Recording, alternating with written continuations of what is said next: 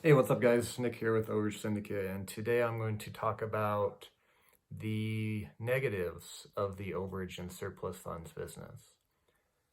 I've mentioned these before in other videos, but I don't think I've dedicated a whole video to talking about this topic. What is the bad side of the business? What are the cons? What are the negatives? What are the things that are not great about it? Because there's always something that's not great. Not everything is sunshine and rainbows. So let's talk about this today. I'll go over a few different things. Number one, if you're an introverted person by nature, like I am, one of the cons of this business is cold calling. That's something that I struggled with in the beginning because I am an introverted person by nature. I don't like talking to people on the phone. I don't like talking to people that I don't know on the phone. That's just how I am. Now, I had to overcome that. That was a weakness, that was a fear that I had, and I had to overcome it. And so that's what I did, is I overcame that fear, that weakness, that insecurity that I had, and I got over it. I got over myself and just said, hey, this is what needs to happen. This is what I need to do in order to see results. But that's definitely a con, If you don't like cold calling, or if you're an introverted person like I am, that's definitely a con to the business. But there are folks out there that they love that stuff. They love talking to, people on the phone. So if you're one of those people, then that's not a con for you. Number two con about the business. It can be very hard to develop a consistent stream of income in this business. Because of the nature of the business, and I've mentioned this before, most of my cases take 3 to 4 months. We just got a check today. Well, we're getting a check. It just got sent out today from our attorney from Texas. Took about 3 months. So right on par. But again, because you are submitting claims to governments, courts, county governments, states, whoever, they work on their own timeline, and that timeline is usually not a fast one. And so you're kind of at the mercy of these agencies to approve your claim and get the check cut and sent out.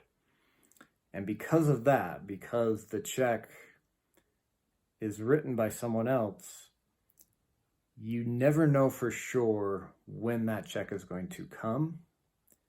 And because of that, you never know when you're going to get paid. And so that it's hard to develop a predictable stream of income. Now, that's definitely a con for a lot of people, especially if you come from a W-2 job where you're used to getting paid every 2 weeks. That is a very hard transition. It was a hard transition for me. Keep in mind that when I quit my job as from the Department of Corrections, I didn't see a check for almost 6 months. We lived on savings that we had from selling our house. That's just the reality. Now, here's a caveat. If you are consistent at filling your pipeline full of deals and full of leads and cases, it's not uncommon to have 5-figure months in this business. I've done that several times where I've had several checks come in 1 month and made over $10,000 in a month. That's happened. Flip side to that, I've had months where I had 0 come in. So that's definitely a con, especially for those that value security greatly, or for those that struggle, budgeting, or, controlling your finances, controlling your expenses. So because of that, it forced me to become very disciplined in my spending and in my budgeting, which actually is a good thing. But that's tough. It's tough to deal with that roller coaster income. But once you get started, if you're able to maintain consistent deal flow and consistently, have leads coming in and closing those leads, then you can develop consistency. But that's definitely a con, especially starting out for beginners, is it's not consistent income.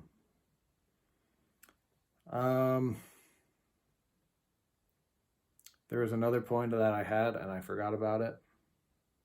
It'll come back to me. One other thing that can be difficult. I don't know if this is really a con, but it's something worth mentioning. It is something that can be difficult in this business. It can be hard to find people. Let's be real. Skip tracing is a science and an art, finding these people and tracking them down. And here's the reality. When someone goes through a tax sale or a foreclosure, usually they have other debts and they're being hounded by collectors, and so they don't necessarily want to be found. And so that can be difficult. Also, in the situation when you have deceased homeowners and you have to track down their relatives, that can be hard. That can be difficult. Is it impossible? No. Is it easy? No. Again, if you're looking for a business that's easy, this isn't the one for you. I don't really know an easy business, but this business takes work if you want to succeed and see results. So I guess that's a con too. It's not easy. It's not. The concept is simple, but it's not easy. It's not easy cold calling. It's not easy trying to track these people down. It's not easy dealing with that roller coaster income. It's not. But it's worth it. At least it has been for me. So let's see. We've gone over 3 things. Let me see here. What was the other? Okay, so the other thing I wanted to mention that's a con about this business. It is a transactional business. And what do I mean by that? It's a transactional business in the fact that once you get a deal and you get paid, you now have to go find another deal in order to get paid again. If you're looking for something that generates, passive income on a monthly basis, this is not the business that you're looking for.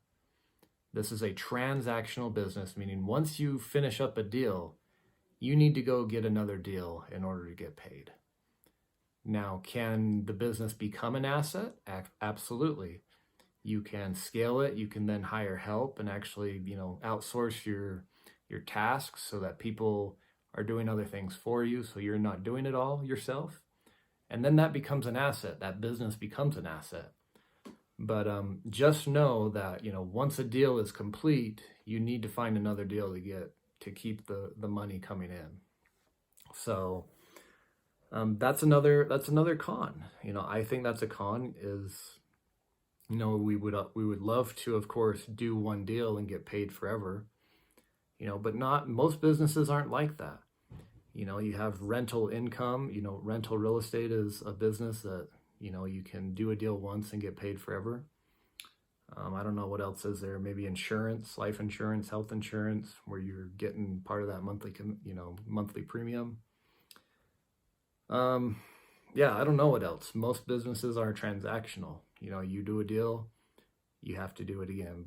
But that can be a con, okay?